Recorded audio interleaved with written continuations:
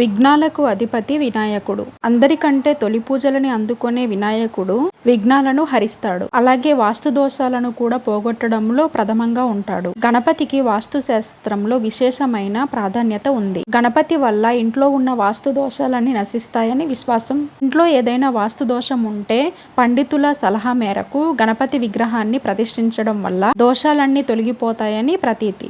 ఈ వీడియోలో గణపతికి వాస్తుకి ఉన్న సంబంధం ఏంటో తెలుసుకుందాం. గణపతి కుటుంబానికి శ్రేయస్సును అందిస్తాడని, అలాగే కుటుంబానికి శుభశకునాలను అందిస్తాడని, గణపతి తనను భక్తితో పూజించే భక్తులకు సకల శుభాలను శ్రేయస్సును అందిస్తాడని, కార్యసిద్ధిని, చురుకైన బుద్ధిని ఇస్తాడు. అలాగే సిద్ధి బుద్ధిలు గణపతి భార్యలు మరియు శుభం లాభం గణపతి యొక్క పుత్రులు. ఇలా గణపతి పరివారం మొత్తం ఉండే ఫోటోని కానీ విగ్రహాన్ని కానీ ఇంట్లో ప్రతిష్ఠించినట్లయితే ఆ ఇంట్లో ఆనందం మరియు శ్రేయస్సు కలుగుతాయి. మంగళమూర్తి అయిన గణపతి కుజగ్రహానికి అధిపతి కూడా. గణపతి ఎక్కడుంటాడో సాధారణంగా అక్కడ మంగళుడు కూడా ఉంటాడు. అందుకనే గణపతిని మంగళమూర్తి అని అంటారు. గణపతి అనుగ్రహం ఉన్న దగ్గర ఎలాంటి కష్టాలు ఉండవు.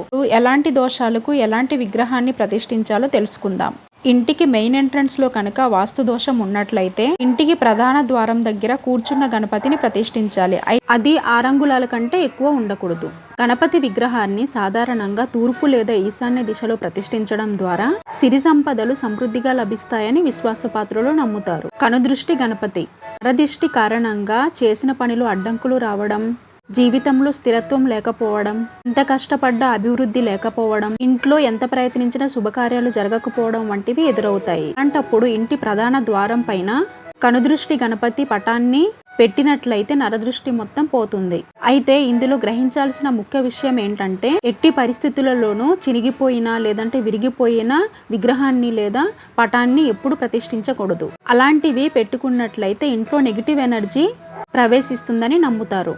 అలాగే ఆకస్మిక ధనలాభాలు కలగాలంటే ఇంటి ప్రవేశ ద్వారం ఎదురుగా లక్ష్మీ గణపతి పటాన్ని పెట్టినట్లయితే, అంటే ఇంటి లోపలికి ప్రవేశించగానే లక్ష్మీ గణపతి పటం ఎదురుపడినట్లయితే ఆకస్మిక ధనలాభాలు కలుగుతాయని వాస్తు శాస్త్రం చెబుతుంది. అలాగే ఊహించిన విధంగా పూర్వీకుల ఆస్తులు కూడా కలిసి వస్తాయంట. వీటిని ఎప్పుడు ప్రతిష్ఠించాలంటే ఇంట్లో వాస్తు దోషాలు పోవడానికి లేదంటే ఆకస్మికంగా ధనలాభాలు కలగడానికి ప్రత్యేకంగా గణపతి విగ్రహాన్ని బుధవారం లేదా శుక్రవారం ప్రతిష్ఠించడం ద్వారా సత్వర ఫలితాలు ఉంటాయి.